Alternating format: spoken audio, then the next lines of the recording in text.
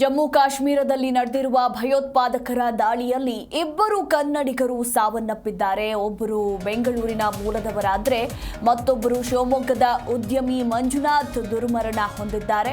ಇನ್ನು ಬೆಂಗಳೂರಿನ ಭರತ್ ಭೂಷಣ್ ಹಾಗೂ ಶಿವಮೊಗ್ಗದ ಉದ್ಯಮಿ ಮಂಜುನಾಥ್ ಉಗ್ರರ ಗುಂಡಿಗೆ ಬಲಿಯಾಗಿರುವ ಕನ್ನಡಿಗರು.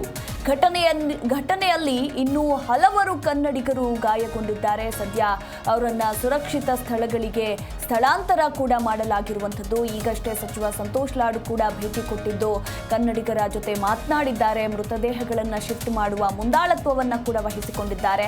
ಮತ್ತೊಂದು ಕಡೆ ಅಧಿಕಾರಿಗಳೊಂದಿಗೆ ತೇಜಸ್ವಿ ಸೂರ್ಯ ಮಾತುಕತೆಯನ್ನ ನಡೆಸಿದ್ದು ಕನ್ನಡಿಗರ ವಾಪಸಾತಿ ಬಗ್ಗೆ ಸಹಕಾರ ನೀಡುವ ಭರವಸೆಯನ್ನ ಕೊಟ್ಟಿದ್ದಾರೆ.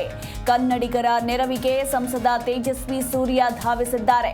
ಉಗ್ರರ ಗುಂಡಿಗೆ ಬಲಿಯಾದ ಶಿವಮೊಗ್ಗದ ಮೂಲದ ಮಂಜುನಾಥ್ ಹಾಗೆ ಬೆಂಗಳೂರಿನ ಭರತ್ ಭೂಷಣ್ ಇಬ್ಬರ ಕುಟುಂಬಸ್ಥರನ್ನ ಕೂಡ ಒಂದು ಕಡೆ ಸಚಿವ ಸಂತೋಷ್ ಲಾಡ್ ಭೇಟಿಯಾಗಿದ್ದು ಮತ್ತೊಂದು ಕಡೆ ಅಧಿಕಾರಿಗಳೊಂದಿಗೆ ತೇಜಸ್ವಿ ಸೂರ್ಯ ಕೂಡ ಮಾತುಕತೆಯನ್ನ ನಡೆಸಿದ್ದಾರೆ. ದೂರವಾಣಿ ಮುಖಾಂತರ ಅನ್ನೋದರ ಕುರಿತು ಮಾಹಿತಿ ಸಿಕ್ಕಿರುವಂಥದ್ದು. ಹಾಗೆ ಒಂದು ಸುದೀರ್ಘವಾದಂತಹ ಪೋಸ್ಟ್ ಒಂದನ್ನು ಕೂಡ ಹಂಚಿಕೊಂಡಿದ್ದಾರೆ ತೇಜಸ್ವಿ ಸೂರ್ಯ. ಇನ್ನು ಸಂತಾಪವನ್ನ ಸೂಚಿಸಿದ್ದಾರೆ. ಗಮನಿಸ್ತಾ ಇದ್ದೀರಾ ನೀವು ಕೂಡ ದೃಶ್ಯಾವಳಿಗಳಲ್ಲಿ. ಉಗ್ರರ ಗುಂಡಿಗೆ ಬಲಿಯಾದ ಶಿವಮೊಗ್ಗದ ಮಂಜುನಾಥ್ ಅವರ ಪತ್ನಿ ಪಲ್ಲವಿ ಮತ್ತು ಘಟನೆಯಲ್ಲಿ ಗಾಯಗೊಂಡವರ ಜೊತೆ ದೂರವಾಣಿ ಮಾತುಕತೆಯನ್ನ ನಡೆಸಿ ಎಲ್ಲ ಸಹಕಾರ ನೀಡುವ ಭರವಸೆಯನ್ನ ಇಲ್ಲಿ ಸಂಸದ ತೇಜಸ್ವಿ ಸೂರ್ಯ ನೀಡಿರುವಂಥದ್ದು. ಹಾಗೆ ರಾಜ್ಯ ಸರ್ಕಾರದ ಮುಖ್ಯ ಕಾರ್ಯದರ್ಶಿ ಶಾಲಿನಿ ರಜನೀಶ್ ಜೊತೆ ಇನ್ನು ಕನ್ನಡಿಗರ ವಾಪಸಾತಿ ಬಗ್ಗೆ ತೇಜಸ್ವಿ ಸೂರ್ಯ ಚರ್ಚೆ ನಡೆಸಿದ್ದಾರೆ ಅನ್ನೋದರ ಕುರಿತು ಮಾಹಿತಿ ಇರುವಂಥದ್ದು. ಪಹಲ್ಗಾಮದಲ್ಲಿ ಉಗ್ರಗಾಮಿ ದಾಳಿಯಲ್ಲಿ ಶಿವಮೊಗ್ಗದ ವ್ಯಕ್ತಿಯೊಬ್ಬರು ಮೃತರಾಗಿದ್ದು ಅವರ ಕುಟುಂಬ ಸದಸ್ಯರ ಜೊತೆ ಮಾತನಾಡಿ ಸಾಂತ್ವನವನ್ನ ವ್ಯಕ್ತಪಡಿಸಿದ್ದೇನೆ.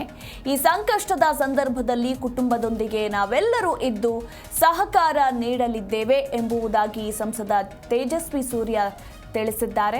ಹಾಗೆ ಭಾರತ ಸರ್ಕಾರವು ಉಗ್ರಗಾಮಿ ದಾಳಿಯ ಹಿಂದಿರುವವರನ್ನ ಶಿಕ್ಷಿಸಿ ಇಂತಹ ದಾಳಿಗಳನ್ನು ಸಹಿಸೋದಿಲ್ಲ ಎಂಬ ಸಂದೇಶವನ್ನ ನೀಡಲಿದೆ ಅಂತ ಸಂಸದ ತೇಜಸ್ವಿ ಸೂರ್ಯ ಸಂತಾಪವನ್ನ ಸೂಚಿಸಿದ್ದಾರೆ.